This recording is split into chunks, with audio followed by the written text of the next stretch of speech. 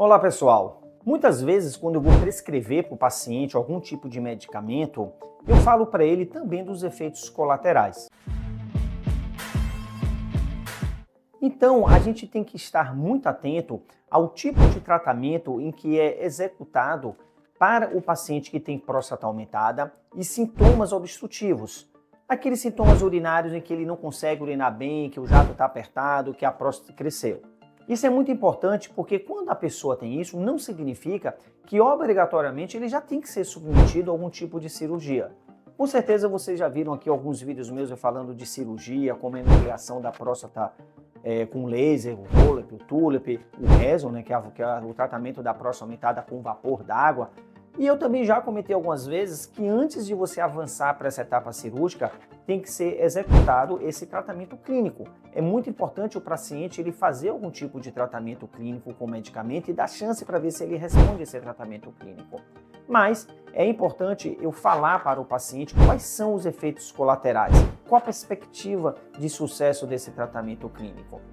O tratamento clínico da próstata aumentada, que é a hiperplasia benigna da próstata, existem dois grandes tipos de remédios, de medicamentos. Um deles são alfa-bloqueadores seletivos e outros são inibidores de conversão de hormônio, que é da testosterona para dihidrotestosterona.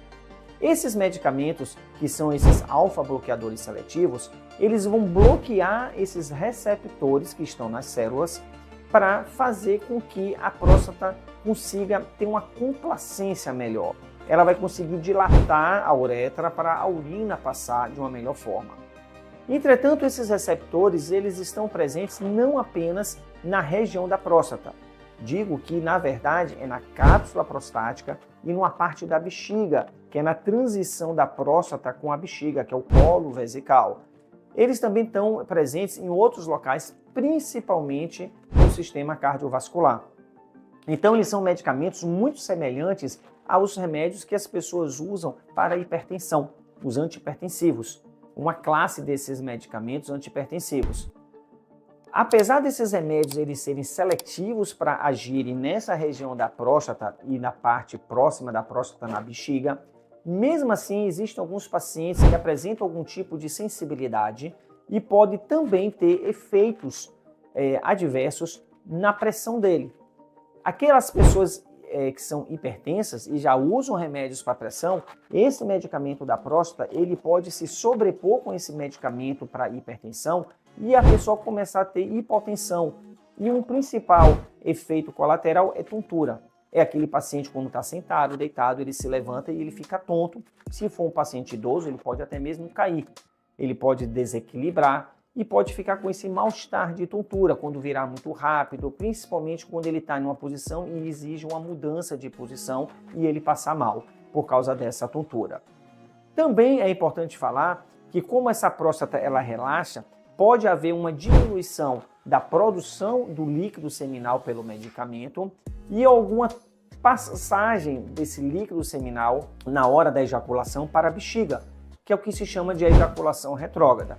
Então, além da diminuição na produção do líquido seminal, um outro tanto pode voltar para a bexiga, diluir na urina e o paciente depois urina o líquido seminal sem ele perceber que houve a saída desse líquido da urina. Mas incomoda muitas vezes porque a pessoa, quando tem o orgasmo, ele não ejacula nada. É o que algumas pessoas chamam de orgasmo seco e a gente fala que é uma ejaculação retrógrada porque ela não foi para frente, ela não foi eliminada, ela voltou para a bexiga, diluiu e depois na urina e depois que o paciente urina e não nota que tinha ali aquele líquido seminal. Então esses dois tipos de efeitos colaterais são muito importantes nessa classe de remédio. Existem outros remédios, a outra classe, que foi que eu também já falei, que são aqueles medicamentos que bloqueiam a conversão da testosterona em dihidrotestosterona. Esses remédios, o paciente ele pode ter um efeito colateral de diminuição da libido, então ele começa a apresentar um desinteresse pela atividade sexual, não se interessa mais fisicamente pela sua parceira, isso começa a diminuir um pouco, até mesmo evoluir para uma disfunção erétil, uma menor porcentagem, mas também isso pode acontecer. E alguns deles, por exemplo, como aí se eu estou falando da finasterida e a dutasterida, pode também aumentar um pouco a mama, que é a ginecomastia. Então a pessoa tem que ficar muito atenta, porque esses são os efeitos colaterais que podem apresentar principalmente nessa classe de remédios. Toda vez que o paciente toma essa finasterida ou a dutasterida, o PSA ele cai pela metade.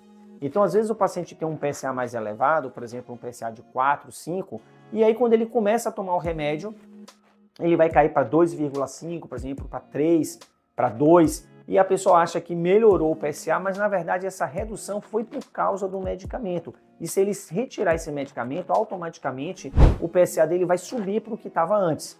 Então você tem que entender que não houve uma cura, um tratamento específico do PSA. É um efeito colateral do remédio que faz com que esse PSA reduza pela metade.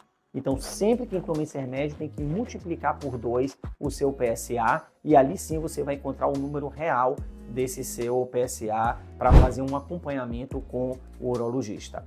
Se você gostou desses vídeos, continue aqui. Não se esqueça de se inscrever, tá? Assinale, dê o like para você receber também as próximas notificações quando os outros vídeos forem postados. A gente se encontra pelos vídeos. Até mais.